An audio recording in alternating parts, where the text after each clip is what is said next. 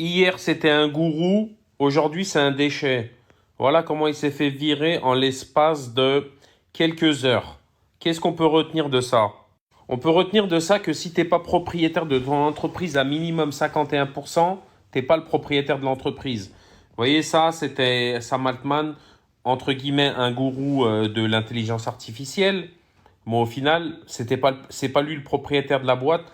Lui, c'est un peu l'ambassadeur visuel, le mec qu'on met en avant. Vous voyez, l'espèce de fusible. S'il y a une bavure, le fusible, il saute, on met quelqu'un à la place. Bon, pour ceux qui savent pas qui est Sam Altman, c'est l'un des cofondateurs d'OpenAI et ChatGPT, ok, qu'on utilise à peu près tous pour tout et n'importe quoi. Ok, c'est devenu notre meilleur copain.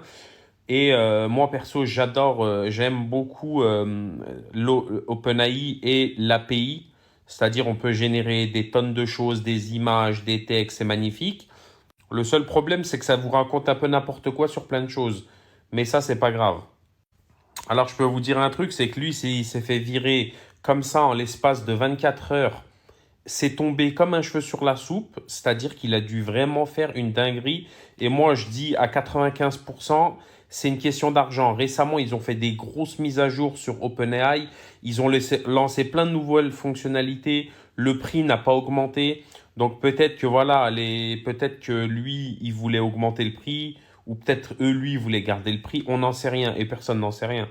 Et en fait, regardez, là, tout le monde dit quoi? Ouais, pourquoi, machin. Ça, c'est ce qu'on appelle du SEO, du référencement naturel. C'est-à-dire, pourquoi Sam Altman a été viré, ok? Ça doit être une énorme requête sur Google. Du coup, tous les médias, ils écrivent ça pour essayer de choper du trafic avec.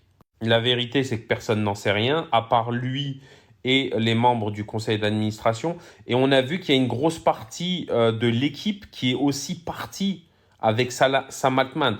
Donc vraiment, c'est un problème entre les investisseurs et les dirigeants. Moi, ça me rappelle une histoire. Moi, ça me rappelle Steve Jobs qui s'est fait virer de son entreprise Apple à l'époque, dans les débuts.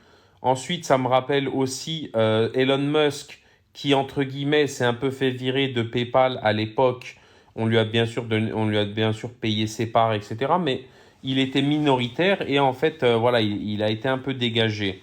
Les seuls qui ont réussi à tenir dans des si grosses boîtes, c'est Mark Zuckerberg de Facebook. Ok, lui, il a réussi à tenir.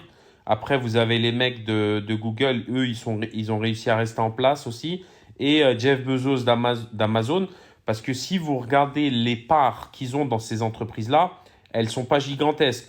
Je crois qu'Amazon, Jeff Bezos, il a même pas 20% de l'entreprise. Tout le reste, c'est des fonds d'investissement, etc., etc. Donc voilà, oubliez pas un truc.